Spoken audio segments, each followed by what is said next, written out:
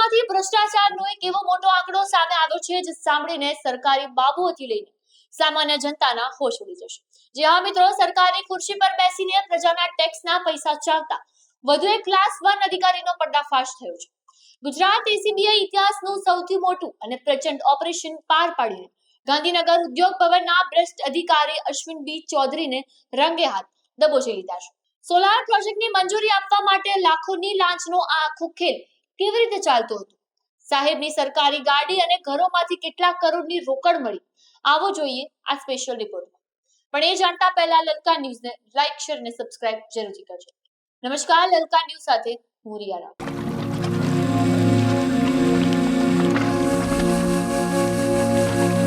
ગાંધીનગર વિદ્યુત નિરીક્ષક કચેરીમાં ફરજ બજાવતા ક્લાસ 1 અધિકારી અશ્વિન ચૌધરીનો કારોબાર જોઈને એસીબીના અધિકારીઓ પણ ચોંકી ગયા છે।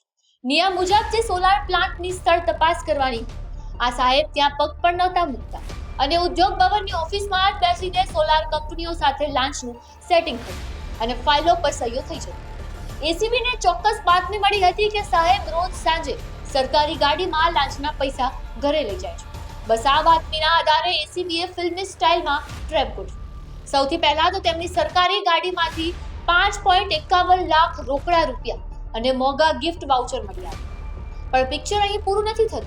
જ્યારે એસીબીની અલગ અલગ ટીમોએ અશ્વિન ચૌધરીના ગાંધીનગર સેક્ટર 19 અને સુરતના વિસુ વિસ્તારમાં આવેલા નિવાસ સ્થાનો પર દરોડા પાડ્યા, ત્યારે નોટોના ઢગલા જોઈને અધિકારીઓ પણ ચકરાઈ ગયા।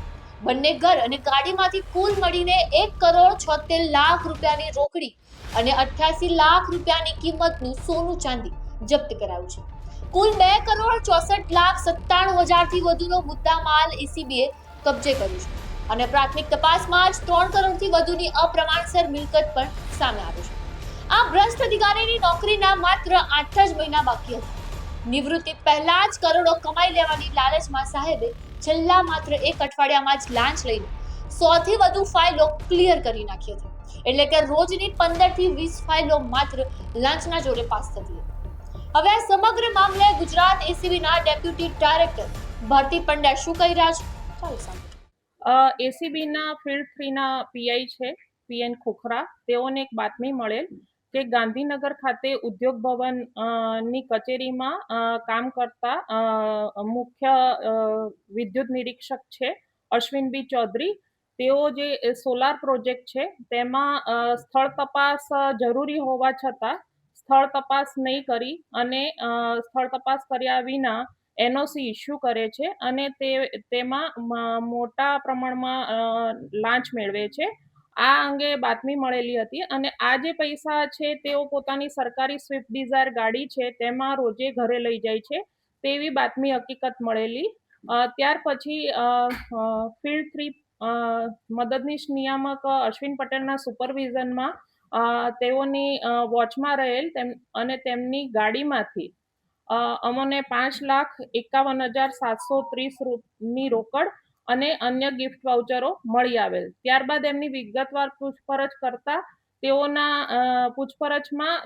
ગાંધીનગર અને સુરત ખાતેના રહેણાંક મકાનોમાં પણ મોટા પ્રમાણમાં રોકડ, સોના ચાંદીના દાગીના, સિક્કા અને અન્ય દસ્તાવેજો હોવાની માહિતી મળેલ। જે આધારે તેમના ગાંધીનગર અને સુરત ખાતેના મકાનોમાં સર્ચ હાથ ધરવામાં આવેલ અને આ સર્ચ પ્રક્રિયા પૂર્ણ થતા તેઓના ગાંધીનગર અને સુરત ખાતેના મકાનો અને ગાડીમાંથી કુલ 1,76,14,970 ની રોકડ રકમ અને 88,82,910 ની અંદાજિત કિંમતના સોના ચાંદીની લગડીઓ, દાગીના અને સિક્કાઓ મળી આવેલ। આમ કુલ 2,64,97,880 રૂપિયાની મત્તા તેઓના ઘર અને તેઓની ગાડીની સર્ચ ઓપરેશન દરમિયાન મળી આવેલ છે। આ અંગેની જે તપાસ છે, એફઆઈઆર છે, તે પીએન ખોખરાએ સરકાર પક્ષે ફરિયાદી બનીને નોંધાવેલ છે અને આગળની તપાસ છે તે ગાંધીનગરના પોઈન્ટ સુથાર છે તેઓ કરી રહેલ છે અને આ પ્રકારની કોઈ પણ માહિતી કોઈ પણ પ્રજાજનને મળી આવે તો તેઓને એસીબીનો સંપર્ક કરવા માટે જણાવવામાં આવે છે।